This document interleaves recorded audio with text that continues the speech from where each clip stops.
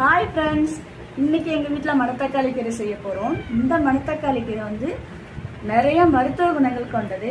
அதிகமாக உடல் உஷ்ணத்தை போகக்கூடியது. இதை பார்த்தீங்க அப்படின்னு சொன்னால் நிறையவே எல்லா இடத்துலையும் கிடைக்கும்.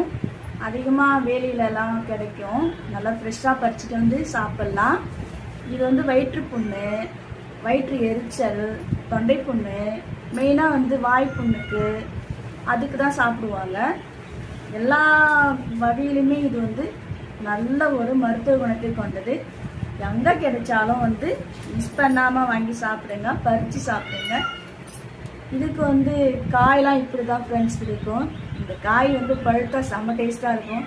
இதெல்லாம் நாங்கள் ஒரு காலத்தில் ஒரு கப்பில் பறித்து வச்சுக்கிட்டு சண்டை போட்டுட்டு அடிச்சுக்கிட்டு பறித்து சாப்பிடுவோம். இதை பற்றி தெரிஞ்சவங்க கமெண்ட் பண்ணுங்க ஃப்ரெண்ட்ஸ்.